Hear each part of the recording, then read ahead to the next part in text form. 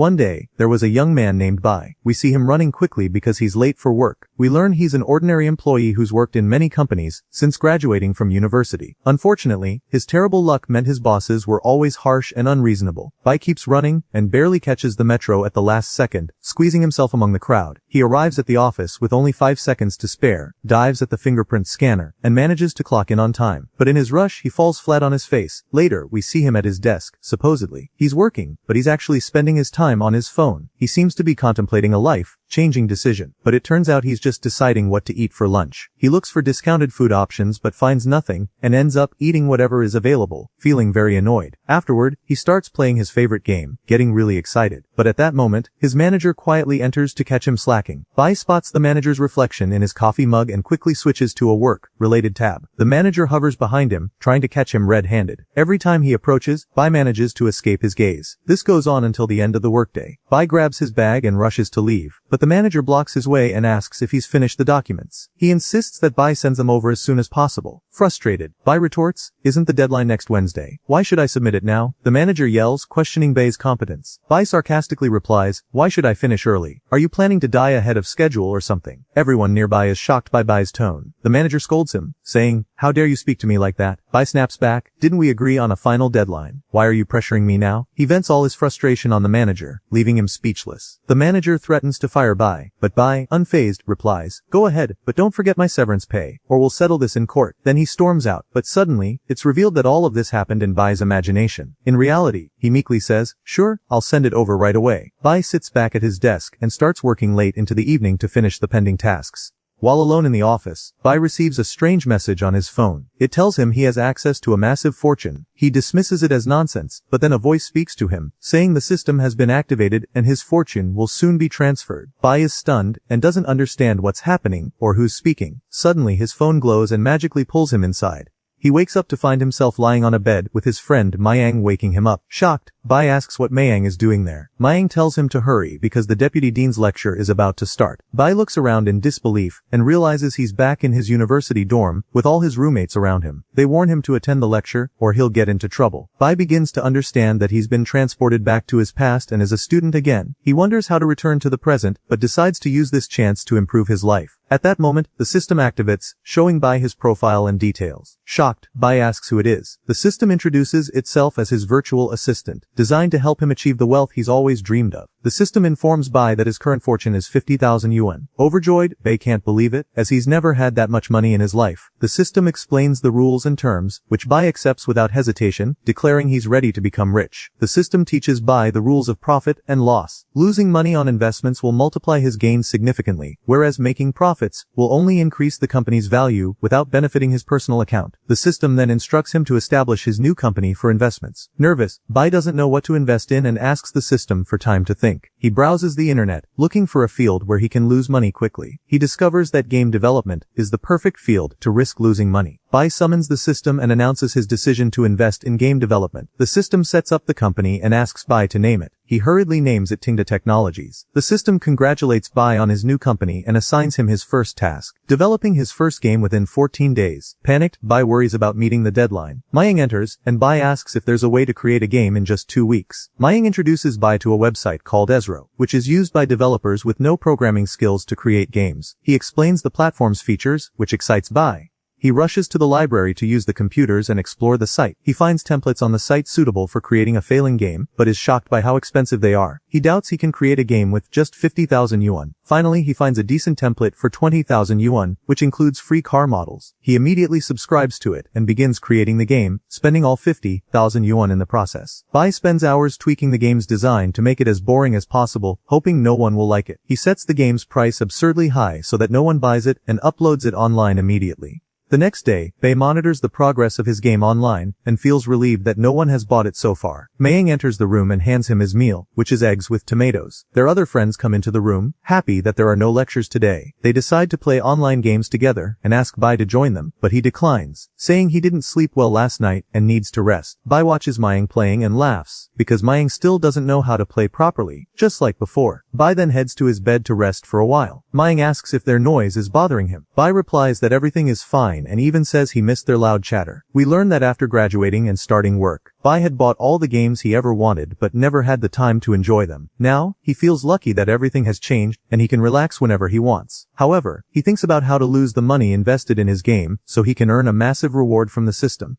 The scene shifts to Xiao, the country's most famous content creator, known for his videos reviewing gaming experiences. We see him sitting in his messy room due to his carelessness. He searches for a new game to try, and Bai's game, The Lone Desert Road, appears before him. Finding the game a bit strange but intriguing, Xiao decides to play it. As soon as he starts, the game jumps right into gameplay. Initially, he enjoys it but loses quickly when distracted. Determined to win, Xiao picks up his controller and plays with enthusiasm. However, after hours of playing, he loses multiple times due to boredom. Frustrated, he focuses harder this time, playing continuously for 8 hours until he finally wins. Excited for the reward after all his effort, a message pops up saying, "Your prize is that you've wasted 8 hours of your precious time." Furious, Xiao rants about the game and curses it. The next day, Bai attends his lecture and summons the system to ask about his game's data. He sees that only a few players have downloaded it and feels relieved. He asks if any profits have reached his account. The system replies that unfortunately, no revenue has yet been credited to the company. At this point, Bai overhears students talking about Xiao, the content creator, who played a boring game for 8 hours and criticized it. He hears them saying they want to try the game themselves to see if his claims are true. Realizing they're talking about his game, Bai panics, fearing others might also play it and start enjoying it. He rushes to his room to make the game worse and even more boring. Upon arriving at his room, he is shocked to see that social media is buzzing about his game, calling it incredibly boring. Bai logs in to change the game's description, making it sound even worse, and apologizes to users, saying the game is terrible and boring. He even offers refunds for those who want their money back. At this moment, Bai is stunned by the players' reactions, as they forgive him and say they'll give the game another chance. Not only that, but his friend Mayang also starts playing the game, leaving Bai in complete shock. The system screen appears, showing Bai that only 7 days remain before the deadline. The scene shifts to Mr. Lee, the owner of the largest gaming company in the country. He discusses Bai's game with his secretary, noting how it has caused quite a stir lately. He tells her they must take control of the game and make it theirs, just as they dominate the gaming market in the country. She reassures him, saying it won't be a problem, and that they'll acquire it just like the other companies they've taken over before. Bai loses hope that his company will lose money and go bankrupt, so he searches online for ways to lose money. To his shock, all search results are about making money instead of losing it, which makes sense since no one would actively look for ways to lose money. What an idiot, Bai thinks. He then heads to the rooftop and talks to the system, discovering that over the past 2 weeks, his game has sold more than 200,000 copies, earning about 70,000 won in revenue. Bai feels very upset, but the system congratulates him on his game becoming one of the top 10 games in the world. The system informs Bai that the money in the company's account is still below the minimum threshold for withdrawal, so he will receive an additional bonus. As always, Bai gets excited upon hearing the word money. However, he feels sad because the more money he earns, the harder it becomes to lose it. It becomes clear that Bai is upset about having all this money because it belongs to the company account, meaning he can't use it for personal purposes. He wishes he could transfer the money to his personal account. The system then informs him that the second round has started, and this time he has 30 days until the round ends. Bai begins thinking of a way to lose the 300,000 yuan before the 30 days are up. Mayang shows up and tells Bai that there are no lectures today either and invites him to play games with them. Bai agrees and his friends are thrilled to have him join this time. They start playing, and it's revealed that Bai is so skilled at this game that, by the end of the match, he achieves 11 kills on his own. They all start arguing with Mayang because, as usual, he's the reason they lost. Even Bai gets mad and yells at him, calling him the worst person in the world to play this game with. At that moment, Bai gets an idea on how to lose the money. He tells Mayang that he needs someone like him to complete his mission. Mayang is confused, unsure whether Bai is complimenting or insulting him. Bai sticks to Mayang all the time, and his strange behavior frightens Mayang. Bai explains that he's developing a new game. Mayang is surprised and asks if Bai got the inspiration from the popular game going around these days. Bai dismisses the question, saying it doesn't matter. What's important is that he needs Mayang's help to develop the new game. Mayang replies that they're best friends and all, but creating a new game requires a lot of money, and both of them are practically broke. Bai reveals that he's already developed a game and made a lot of money from it. Mayang asks him how much money he has now. Bai replies that he has about 300,000 yuan. Mayang is shocked and falls to the ground, asking what kind of game made him that much money. Bai tells him it's the Lone Desert Road. Mayang is stunned and exclaims, "You're the creator of that ridiculous game." Mayang keeps praising Bai until Bai gets fed up and tells him to stop. Bai reassures him not to worry if the new game fails. He's totally fine with that. Bai also makes Mayang promise to keep their secret, and Mayang agrees, heading straight to the library. Mayang returns to Bai's room later with a large pile of books, saying they need to study thoroughly to make their new game. Bai tells him they're just creating a simple game, so there's no need for all these books, or even learning programming. Mayang insists that he'll study to live up to the responsibility and create the best game possible. At night, Mayang opens a book, but falls asleep immediately after glancing at it. Bai feels delighted with Mayang's neglectful attitude, thinking it's bound to help him lose all the money this time. He goes to sleep feeling incredibly happy. The next morning, Bai checks his game's ranking among other games, and finds it's still at the top. He keeps brainstorming ideas for his new game, which he hopes will cause him to lose all his money. He decides to create a mobile game, thinking it might help him lose money this time. He opens a design website, and searches for the most popular games, discovering that card games are trending. He spends time studying these games to understand their concepts, and eventually finds a very successful game. He tries to replicate it poorly so the game will fail, allowing him to lose all the money. Bai wakes Mayang to start working on the project. Feeling very excited, Mayang is clueless about what Bai is doing, so Bai explains that he's investing all his money to create the greatest card game in history. Mayang asks what his role is in all of this.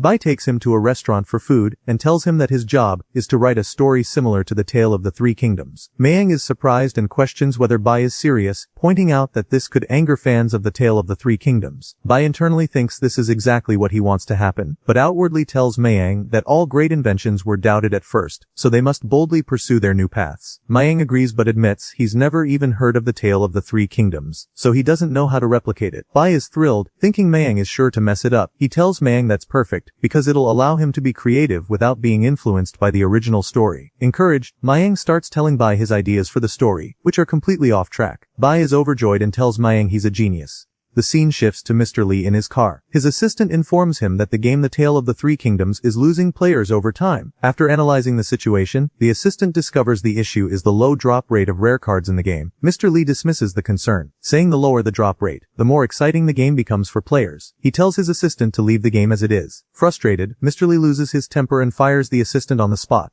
We return to Bai and Mayang, where Mayang keeps coming up with brilliant ideas for their game to succeed. However, Bai rejects all of them because, of course, he wants the game to fail so they can lose money. Bai gives convincing reasons for rejecting these ideas, and they end up arguing in the boat, until the boat's captain falls into the river. They begin working on the game, starting with designing the cards. They agree to hire an artist to draw the cards and conduct an online interview with him. They settle on everything, including the price. We see Bai paying the employees more than they ask for to maximize the company's losses. Bai encourages the artist responsible for the cards, making him very excited. The meeting ends on a high note. Bai tells Mayang that he'll be responsible for receiving the cards from the artist. Mayang, who found the artist to be arrogant, reassures Bai, saying, "Leave it to me." He plans to put the artist in his place. Bai relaxes on the balcony, thinking that the company is surely doomed now since the introverted artist is drawing the cards, and the person managing him is lazy and incompetent. Everything is bound to fall apart. Bai then works on designing the game on his laptop, using the worst visuals and the most expensive resources. Meanwhile, we see the artist, Ryo, gathering his team to work on the designs Bai requested. Ryo is very excited, and they start reading the story requirements, only to find them extremely strange and nonsensical. One of the team members suspects that Bai might be scamming them. Ryo reassures them, saying it's not a scam since Bai paid them in advance. He encourages his team, calling this a once-in-a-lifetime opportunity that they must seize to become famous artists in the future. The team becomes motivated and starts working immediately. They work tirelessly for days with passion and without rest, until they finish the project to perfection. They send the designs to Mayang, who is astonished by Ryo's incredible work. Mayang informs Bai, who is sleeping. Bai responds, "Just let me sleep. Handle it yourself and publish the game." Mayang reminds him that the game doesn't even have a name yet. Bai replies, "Just call it Ghost General or whatever. Anything will do." The next morning, Bai wakes up after his friends have gone to their lectures. Mayang informs him that he tested Ghost General twice and found no bugs, so they can publish it now, right? Bai replies, "Don't worry, we'll definitely publish it today." The next day, we see the friends playing in the room, and Mayang loses as usual, so they hit him as punishment. He tells them he was fully focused on the game, but got distracted when the investor called, causing him to lose. Bai enters the room, visibly angry, and yells at Mayang, pulling him outside. He asks why Mayang stole someone else's designs for their game. Mayang assures him that all the designs are Ryo's and asks why Bai is so upset if everything is going great. It becomes clear that Bai is upset because this means the game will succeed, and he won't be able to lose the money. Still, he tells Mayang that everything is fine, and that he just wants to be alone for a while. Bai clings to one last hope, that people won't like the game since there are many similar ones, and it will fail, causing the company to go bankrupt. Later we see Bai in the room with Mayang, who is tracking the game's progress. It's revealed that over 100 people downloaded the game as soon as it launched. Suddenly, Mayang reads the comments and finds that they're all negative. He He becomes furious, while Bai leaps with joy upon hearing the news. He checks the comments himself, and is thrilled by all the negative feedback. Mayang is puzzled by Bai's reaction and tells him, "You seem shocked, but don't worry, it's probably someone who paid people to do this." He picks up his phone, ready to respond to the negative comments himself. Bai stops him and explains that he can't reply to every comment, especially since it's likely someone paid for them, and the comments will only increase. Mayang calls Ruan and asks for Bai's opinion on the designs. Ruan is reassured that Bai loved them and is delighted that his work impressed Bai. He then asks for the game's name so he can look it up. Mayang tells him, and Roan begins searching for it. Roan's team praises Bai for giving them a chance, recognizing Roan's talent, and being generous with the payment. Roan becomes curious about the game's description and finds it labeled as just a very ordinary card game. He doubts the quality of his designs but is reassured by a teammate, who calls it a reverse psychology marketing strategy. Roan comments that the game didn't have any advertisements. His teammate replies that it just launched, so there probably hasn't been time for promotion yet. Bai searches for the game and discovers it's from the same company that created the Lone Desert Path. His friends ask him if he only now noticed the company's name. Didn't he see it on the contract? Bai explains that he wrote the contract on the ESRO website. His friends aren't fans of the company, but decide to wait and see what happens.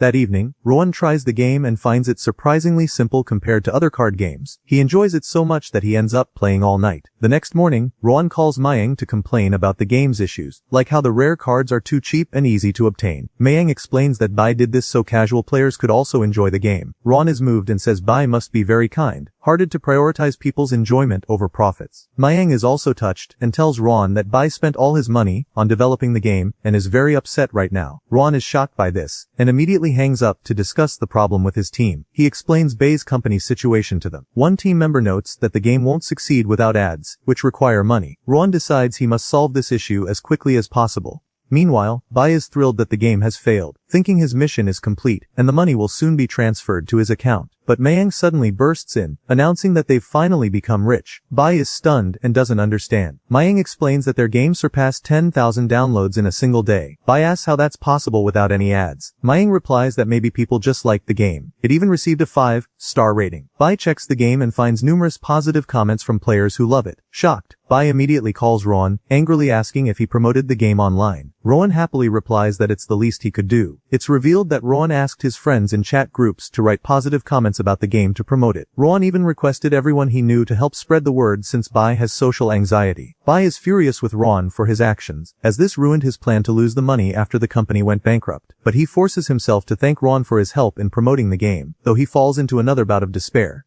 The scene shifts to Mr. Lee, whose assistant informs him that Ghost General is likely to surpass their game, The Three Kings, soon. Mr. Lee realizes that Bai's company has been challenging him intentionally from the beginning, as evidenced by imitating their game and even surpassing it. Lee instructs his assistant to ensure they acquire Bai's company as quickly as possible. Later, we see Bai at school hearing that his game received the highest rating online and that they want to honor him. He sneaks into the bathroom to ensure no one is around and calls customer service, requesting the game be removed from the rankings because he doesn't deserve the recognition. The system appears to him and informs him that this violates the rules, warning him of punishment. Bai panics and ends the call immediately. He then asks the system to change the profit allocation so that the money goes directly into his account instead of the company's, but the system refuses and disappears. As Bai walks around, thinking about what to do, the system reappears on the ground and informs him that the 30-day deadline has ended. It announces the start of a new mission with a 90-day countdown and reveals that the game has earned 200,000 yuan in just 2 weeks. Bai discovers that the money transferred to his personal account is only 247 yuan out of all these huge earnings. Frustrated, Bai exclaims, "You're raking in all this money off my back and only giving me a tiny fraction?" The system explains the new mission. Bai must invest around 500,000 yuan in a new venture within 90 days. Bai wonders how he'll lose all this money, especially since his 2 silly games are still generating significant daily profits.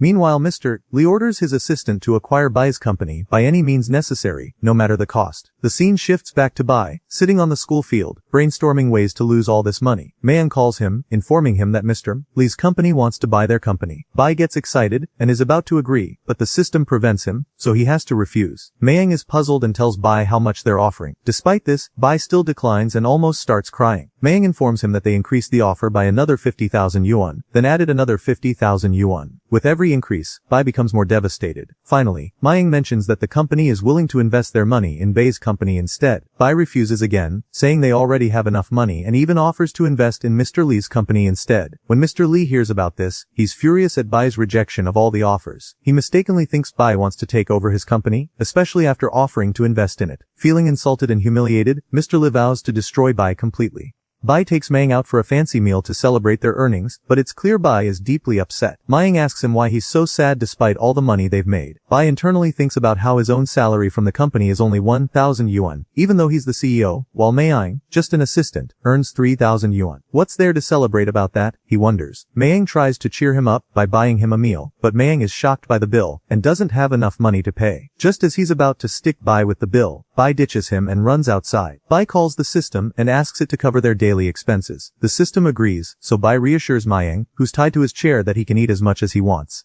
Later, Bai sees a news report on TV about technology and innovation. Mayang suggests they create a large, advanced game instead of these simple ones. Bai likes the idea because it means hiring many employees, which would allow him to spend all the money on their salaries. When Mayang asks about the new game's concept, Bai responds, the game doesn't matter right now. The important thing is expansion and blowing through lots of money. Bai starts listing the things they'll need for a big company and asks Mayang if he knows how to manage one. Mayang admits he doesn't, so Bai suggests finding someone who can and heads to a recruitment agency, with Mayang to hire a new manager for their company.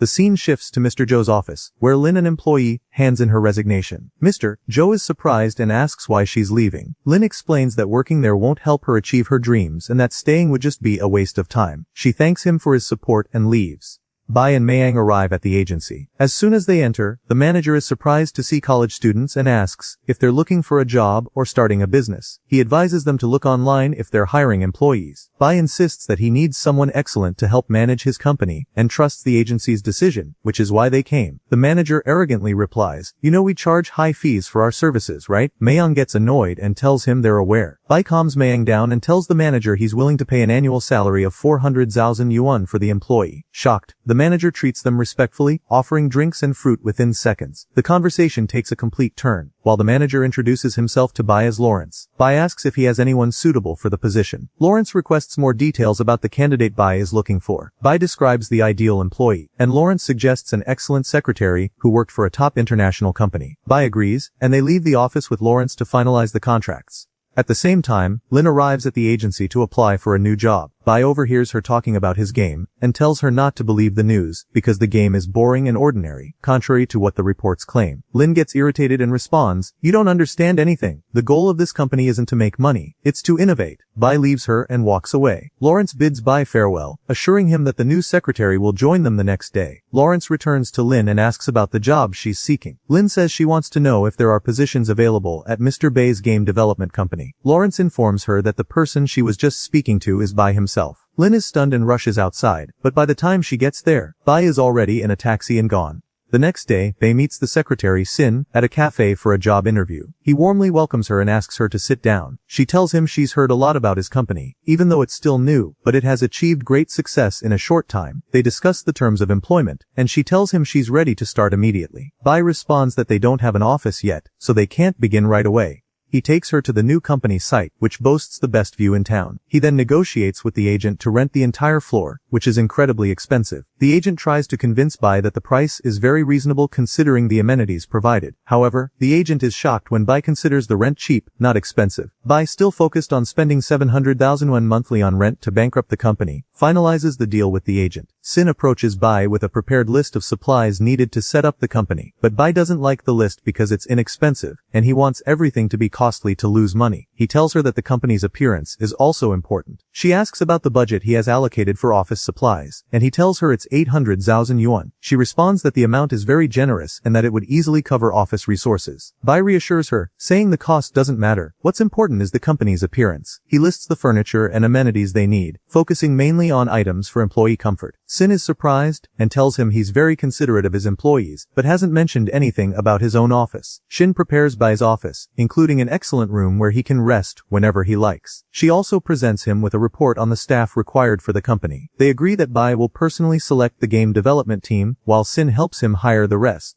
Sin then tells Bai he needs to improve his appearance since he's now the head of a big company. Bai happily agrees, seeing it as another way to spend more money. He continues brainstorming ways to spend money and bankrupt the company. He remembers another failure in life, similar to Mayang, and decides to hire him immediately. Bai goes to the store where Bao, the person he wants to hire, lives. He asks the staff about Bao, and they tell him he's in the back room. Bao is revealed to be a second-year university student whose only expertise is playing games. He was expelled from university due to repeated failures, and later worked in an internet cafe for 3 years. Bai meets Bao and tries to convince him to work at the company. Bao asks if the job is managing a cafe, but Bai explains that he wants him to work as a game designer. Bao is skeptical, thinking Bai is joking, but Bai reassures him and even gives him an advance on his salary. Bao begins to take the job seriously. Bai promises him a high-performance computer with dual monitors in the office, allowing him to play any game he wants. Bao then admits that he doesn't know how to design games. Bai reassures him, saying, "Don't worry man, no one can do this job better than you. Or are you happy with your current situation?" Bai continues to motivate him until Bao finally agrees to work with him.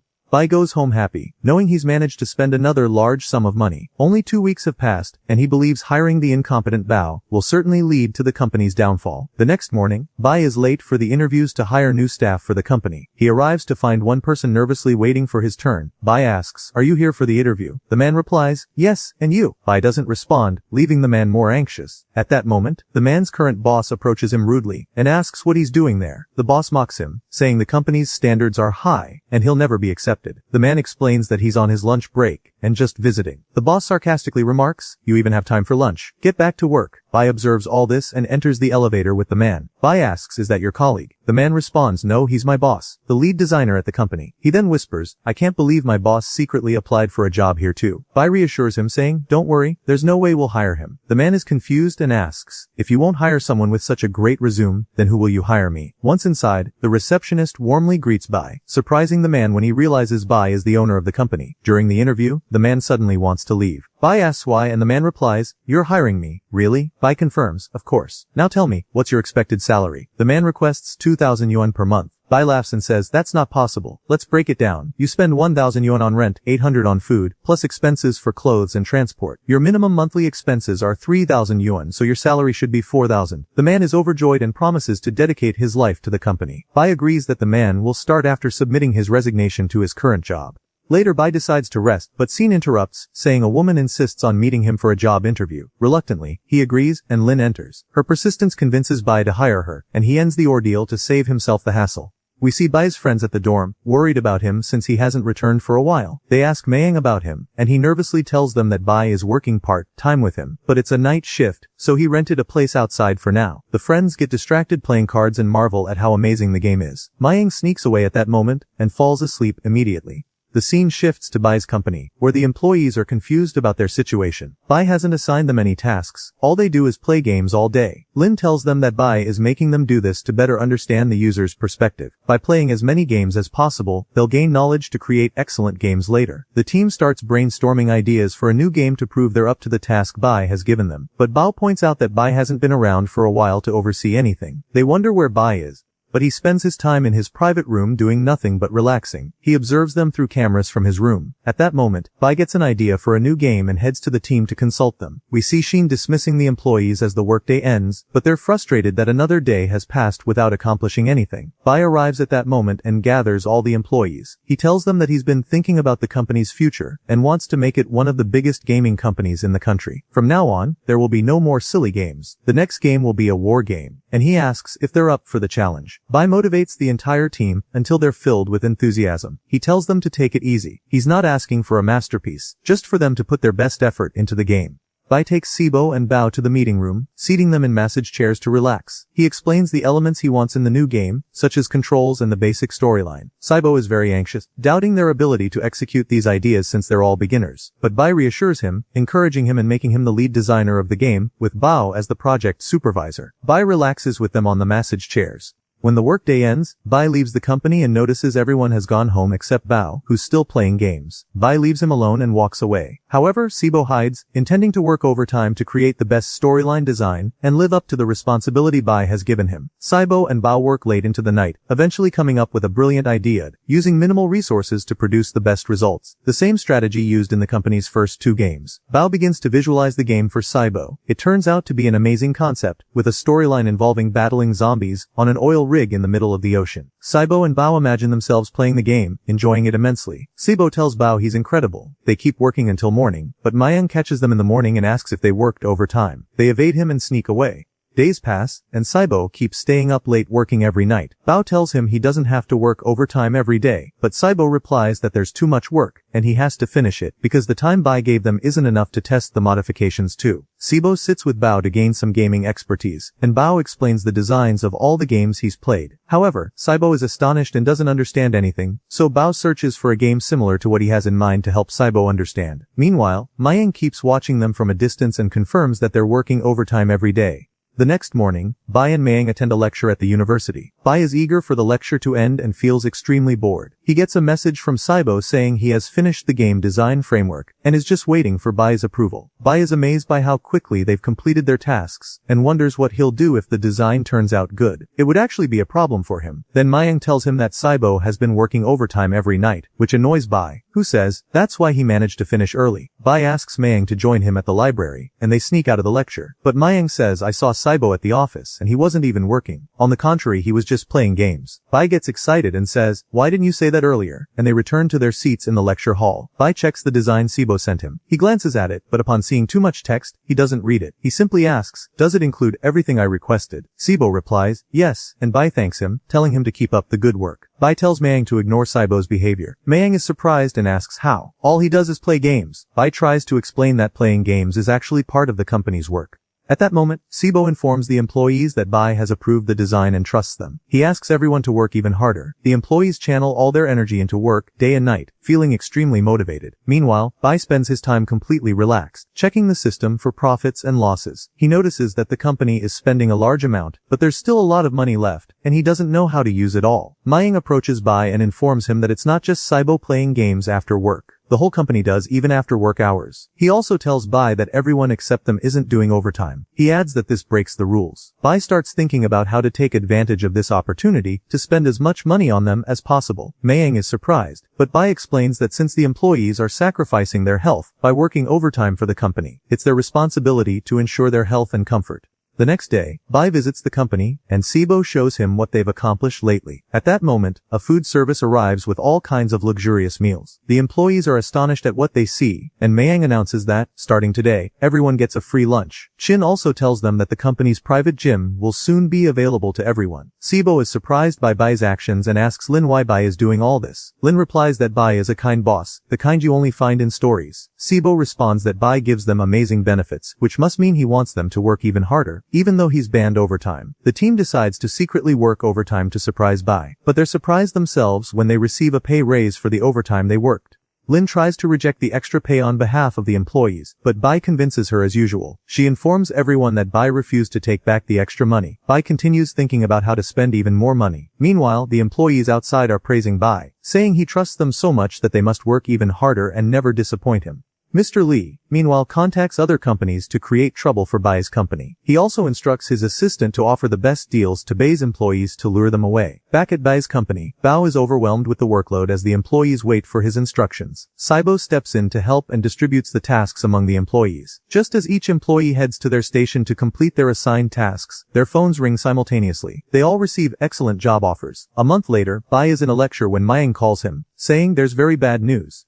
Mayang informs Bai that a rival company is trying to poach all their employees. Bai rushes to the office, but encounters the annoying Mayang on his way, which stresses him out even more. Bai enters the company and finds chaos everywhere. He imagines that the employees have betrayed him and joined the rival company. Suddenly, Bai notices the employees behind him. He is surprised and says, "You haven't left yet." They reply, "Leave. Where would we go? Work hours haven't even ended yet." Then, the annoying Mayang blurts out, "Didn't you all agree with the rival company?" Sin responds that the rival company offered deals to all the employees, but everyone rejected the offers, of course. Mayang is shocked and asks, "Why did you refuse the offer?" Saibo replies that everyone is happy working here with Mr. Bai. The employees continue praising Bai for everything he's done for them, expressing how much they love and feel comfortable in the company. Bai is touched by their words and says, "I knew you'd do that, but where were you? What's with all this mess?" Saibo explains that they were testing the game before its release, and the mess is due to their excitement about how amazing it is. Bai is astonished that they've actually finished the game. They all go with Bai to the presentation room to show him the game. Bai is speechless, amazed by how great it is. He starts to worry about how excellent the game is, and that they managed to create such a masterpiece. Saibo suggests tweaking a few parts of the game to make it perfect. Bai is surprised that they finished the game a month early to allow time for adjustments and fixes during the remaining period. Bai starts brainstorming ways to stop them from improving the game too soon. He tells them they'll celebrate completing the game first. At that moment, Shin enters and tells Bai that someone wants to meet him. Mr. Lee's assistant walks in, and everyone is surprised to see him. Bai is shocked that everyone knows this man except him. Sibo explains to Bai that this is the man who tried to recruit them to Mr. Lee's company. The assistant is nervous and worried that Bai might hit him or throw him out. However, Bai welcomes him. The assistant thanks Bai and says he's leaving Mr. Lee's company to work for him, as he's determined to do so after seeing all the benefits Bai offers his employees. The assistant begins revealing everything Mr. Lee has done to try to take over Bai's company. The employees are visibly upset and angry with the assistant. Bai tells the assistant that his company is for game development only, and there's no suitable position for him. Bai then asks Shin to escort him out.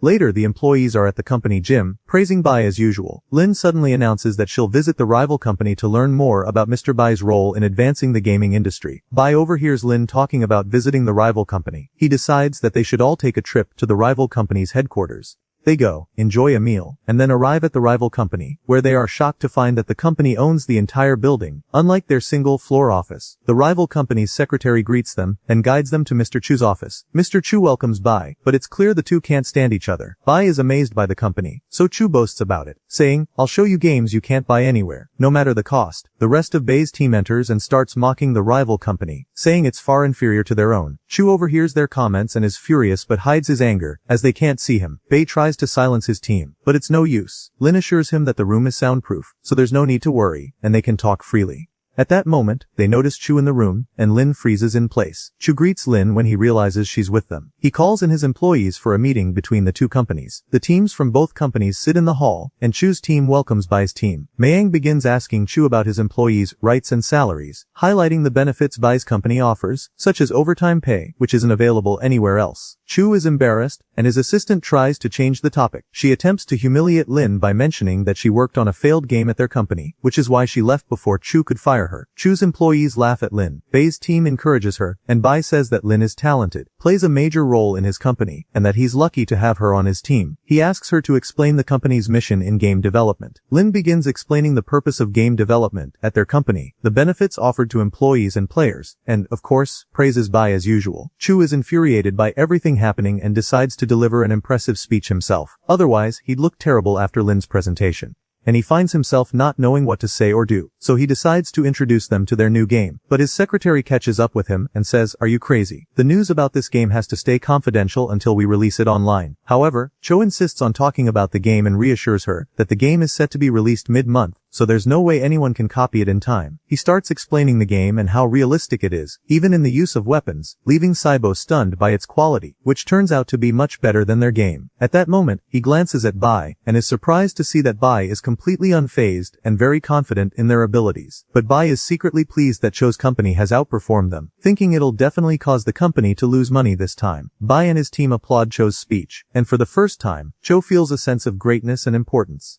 The team returns to their company afterward, and Bai grants them a 10-day vacation as a reward for their hard work. But Saibo calls the team and tells them they've done an excellent job, though their game still doesn't compare to Cho's company's game. He reminds them that Mr. Bai offers them benefits unmatched anywhere else and asks them to use their vacation time to improve the game. The team gets excited and decides to make the game the best it can be. In the evening, Mr. Lee calls Cho and scolds him for not informing him that Bai and his team visited the company today. Cho gets nervous and says it wasn't a big deal, so he didn't want to bother him. Mr. Lee replies, and telling them about the new game wasn't a big deal either. Cho explains that he only did it to demoralize Bai's team, but didn't realize it had the opposite effect. Cho reassures Mr. Lai that there's no way Bai's team can do anything with the game in such a short time since there are only 2 weeks left. Mr. Lee gets angry and warns Cho to be careful with Bai because he's not as simple as he seems. Back with Bai's team, they're focused on working, improving, and upgrading the game. Bai calls Shen to check if she gave the employees their vacation as planned. The room goes silent, and Shen replies that everything is fine, and that all employees are on their 10-day vacation as instructed. Bai says, "Alright," and informs her that he'll be busy during this period, and won't be able to come to the company. The team continues working on the game, finishing it, and handing it over to Bao for final testing. He praises them, saying it's excellent.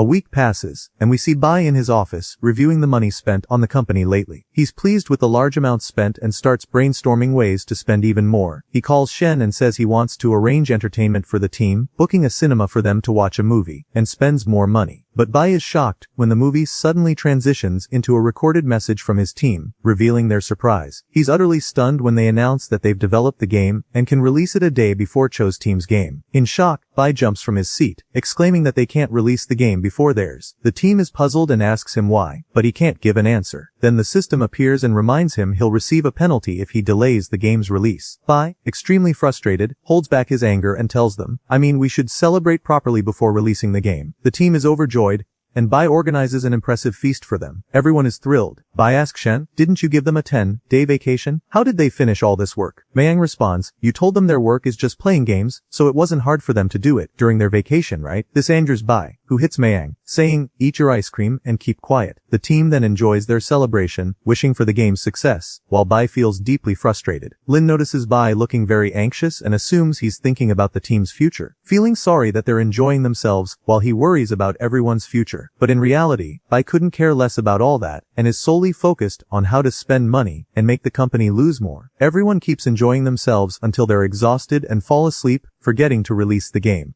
The next morning, Lin rushes to the company and asks if the game was published. Sibo replies that they were all so tired last night that they forgot to publish it. Lin is shocked and asks how Bai reacted when he found out. Mayang replies that he was very sad but didn't show it. The team starts monitoring the game rankings and finds their game at the bottom. Unlike Cho's team's game, they keep waiting for any improvement, but it's no use. They realize the game hasn't been marketed at all. They approach Shen and request a budget for marketing, but she tells them Bai might refuse. The team then decides to cover the marketing costs from their own money. We see Lin talking to Bao and Sibo about how to promote the game. She tells them she'll invite the most famous game tester in the country, Mr. Chen, explaining that if he likes the game, it will surely make all players eager to try it. The scene transitions to Mr. Chen in his room, testing Bai's company's new game. At first, he finds it strange, but soon he's amazed by it, especially the realistic visuals and the zombie battles. He keeps playing, thoroughly enjoying it, and manages to pass all levels with the help of the virtual character in the game.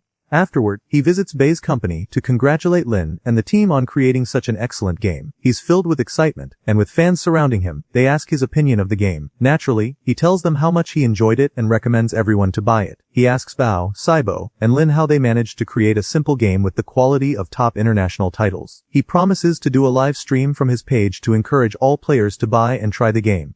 We then return to Bai, who is talking to Mayang at the university about the state of the new game and its ranking. Bai tries to appear deeply upset about the game's failure in front of everyone, but inside, he's overjoyed, thinking he'll finally bankrupt the company and transfer all that money to his private account. But poor Bai doesn't get to celebrate for long. He's shocked when Mayang tells him that things have been going well for the past 2 days and that the game's ratings have finally started to improve. Bai quickly rushes to the company to understand what's happening. He arrives at the company in a hurry, finding everyone sitting calmly. They seem nervous but not excited, so he assumes everything must be fine. Suddenly, all the employees stand up, clapping for him, and tell him that the game has achieved outstanding success. They praise him for his trust in them. Bai is stunned and in complete shock, while the team celebrates, ecstatic with joy. The day ends, and Bai sits in his office, thinking about what else he can do to bankrupt the company. He says he did everything to make the game fail, yet it succeeded in the end. Sibo enters the office, and hands Bai a report detailing everything they did to make the game such a huge success. Bai learns that they hired a professional player, Mr. Chen, to give the game massive publicity, and that he even did a free live stream for them. Bai sits in his office, thinking about how he can lose the most money, before the deadline set by the system. He summons the system and tells it he wants to do 2 important things. First, improve the first 2 games, and second, throw a company party, where he gives employees half of the profits earned from the new game. The system refuses his request, explaining that it goes against the rules. Bai tries to convince it, arguing that other companies often spend large amounts of money on employee bonuses. The system responds, dismissing this as mere rumors. Frustrated, Bai feels helpless, wishing he could hit the system. Every time he suggests a way to waste money, the system refuses. However, due to Bai's persistence, the system eventually agrees to allow a small monthly bonus for employees. That evening, Shin enters Bai's office and finds him sitting alone. She asks why he's sitting there by himself. and he tells her that he still has a lot to think about. He encourages her to take a break. She tells him to contact her if he needs anything, but Bai asks her how he could withdraw money illegally. Shin is shocked and tells him it's wrong, and he can't do that. Bai convinces her, claiming it's all for the benefit of the employees. Shin reluctantly agrees to help and suggests excuses, such as raising employee salaries, giving monthly bonuses, gifts for employees, and other unnecessary expenses. Bai is thrilled by her ideas and tells her that hiring her was the best decision he ever made. Sin continues working on these ideas to waste money, and presents her reports to Bai the next morning. Bai takes all the calculations to the system, which reviews and approves them. Bai is overjoyed and takes the team to the mall to buy whatever they need as a reward. Bai hands out shopping cards to the entire team, and they are thrilled, thanking him for his generosity. They all take their cards and head out to shop. Bai takes the team to the most famous smart device store, and lets each person buy whatever they like, no matter the price. The more money he spends, the happier he becomes. Even after spending all that money, Bai still wants to spend more. He asks Shin what he could buy for himself, and she suggests he get a watch and a pen that match his suits, as the head of a major company should maintain a proper image. Bai is delighted to find a new way to waste money. He rushes to a watch store, and buys the most expensive watches available. The salesperson is thrilled to have such a gullible customer, and sells him a watch worth around 40,000 yuan. Bai visits every shop, buying everything he desires at the highest prices. The team is amazed by his behavior, joking that he enjoys shopping more than women do. As usual, Lin defends him, saying that Bai is doing all this not for himself, but for the company. She adds that he hasn't even exceeded their allowable budget yet. At this moment, the 90-day deadline for the mission ends. The system displays the results to Bai, and he is ecstatic that he managed to lose an impressive amount of money this time. Bai gathers the team, and tells them to meet at the company in an hour for some important decisions he needs to announce. At the company meeting, Bai honors Bao and Saibo for their efforts in creating the latest game, and presents them with the Best Employee Award. Everyone applauds them, and Saibo thanks Bai for trusting them. But the team is shocked when Bai suddenly announces Saibo's dismissal from the company. Saibo asks why, and Bai explains that he's doing it to help Saibo achieve his dream. He hands him about 1 million yuan to start his own project. Saibo is overjoyed and faints from sheer happiness. Next, Bai turns to Bao and grants him an open-ended vacation with a fixed salary. He explains that this is to help Bao realize there are many enjoyable things in life besides games. Bao refuses the reward, saying he prefers staying at the office, but Bai insists, convincing him it's also for the company's benefit. In the end, Bao reluctantly agrees. Saibo starts packing his things to leave the company, with all the employees bidding him farewell and wishing him success in his future endeavors. Saibo avoids saying goodbye to Bai, thinking Bai might be upset and doesn't want to make him angrier. Meanwhile, Bai is overjoyed, dancing in his office. Bai decides not to make any updates to his existing games and immediately starts planning a new project. This time, he resolves to oversee everything himself to ensure the project fails, and doesn't succeed like the last one. He informs the team that they'll be creating a sci-fi game this time. Bai passionately pitches his flawed game idea to the team, describing it as if they're part of it. The team gets excited and promises Bai they'll live up to his trust, just like every other time. Days pass, and the university vacation begins. Bai decides to take a break from work. Meanwhile, Lin and Love are working hard on the game. Love becomes exhausted from all the recording and working without rest, but Lin scolds him, reminding him they must rise to the responsibility Bai entrusted them with. Eventually, Love gets motivated and works enthusiastically alongside Lin, dubbing the game's characters. The vacation days fly by, and Bai returns to the company, where Bao comes to meet him after traveling around the world, just as Bai had instructed. Bao is in bad shape and asks Bai to let him return to work. Bai is puzzled and asks why, pointing out that he has been sending Bao's salary on time. Bao explains that he can't handle traveling anymore, and, if Bai doesn't want him back, he'll return to working at an internet cafe. Bai reluctantly agrees to reinstate him. Bao is thrilled and overjoyed to return to work. However, Bai secretly instructs Bao not to help Love with the new project, so Love can gain experience on his own. True to this, when Love asks Bao for help, Bao refuses but reassures him, saying Love will succeed on his own. Later that evening, Bao and Saibo meet, and Bao asks Saibo about his new project. Saibo admits that unfortunately, he hasn't found any idea worth working on yet. However, he notices the zombie game they made earlier and asks if Bai plans to update it. Bao replies that Bai hasn't, but after playing it a lot, he found several bugs and recorded them in this notebook. Bao and Saibo decide to secretly work on improving the zombie game on their own. Bai, meanwhile, grows increasingly frustrated trying to figure out who's making these improvements, but he's unable to discover anything.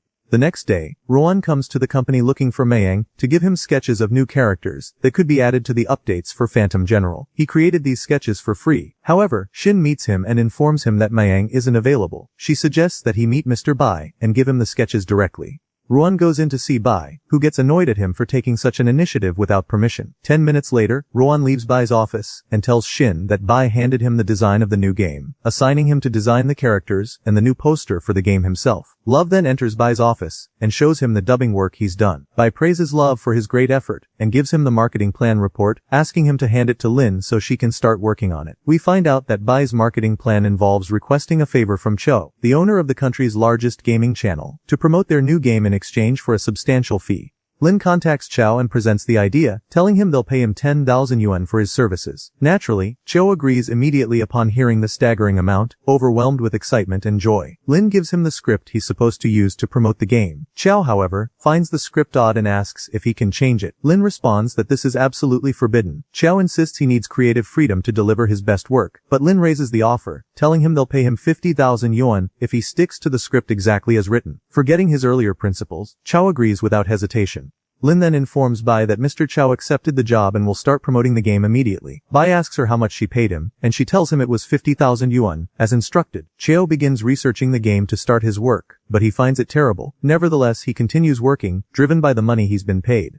Meanwhile, Lin informs Bao and Sibo that the launch date for the new game is set for April Fool's Day, chosen to make it a memorable event. Bai gathers the team to show them the video Chow made to promote the game. Everyone dislikes the ad except Bai, who is happy because he wants the game to fail. Suddenly, Shin enters and informs Bai that everyone on the internet is criticizing Bai games. The team panics and rushes to see what's happening. Of course, Bai, the cunning one, is delighted by the chaos because he's always wished for the company to collapse. All the players in the country are criticizing the game, claiming Chow couldn't have said such things while in his right mind, and accusing Bai games of kidnapping and forcing him to say them. The team is devastated, while Bai celebrates the imminent downfall of the company. The next day, the secretary goes to the company and informs them that Bai asked them to return home today. But everyone is tense and upset because the new game is failing. Then, Sibo enters and introduces his friend, who works in the media industry and has been invited today to help solve the problem. Everyone is shocked by what's happening. Sibo tells them there's no time for astonishment and that they need to move quickly to save the situation. The team becomes excited and starts the live broadcast to explain the game to the players on the Media Game Magazine channel.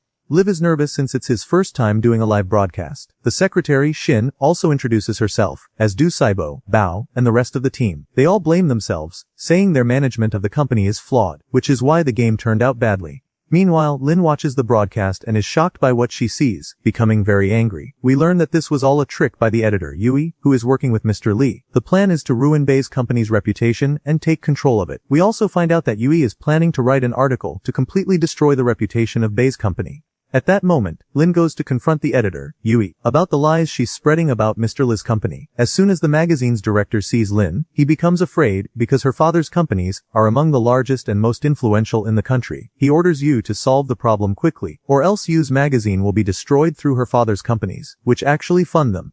Yu then goes to conduct an interview with Bai directly to resolve the issue. They have a press meeting discussing Bai's company and their amazing games, which are focused solely on player enjoyment. Yu records the interview and publishes it online, improving the company's reputation to the highest level. Even viewers see the employees talking about Bai and how kindly they are treated. Bai is surprised when Mr. Den Cheo also does a live broadcast on his page, supporting Bai's company, telling players how great the company is, caring more about player enjoyment and awareness than financial gains from the games. We see that all comments about Bai's company and games become positive, and even the number of game downloads is increasing continuously. The company's sales reach their peak, and all the employees celebrate. But as usual, Bai is shocked and saddened because he couldn't bankrupt the company again. While on his way home, he gets a call from Mr. Bai, who tells him that he managed to escape this time but won't tolerate him next time. Bai is puzzled by what's happening and who Mr. Lee is, but he is happy that someone finally wants his company to fail like he does.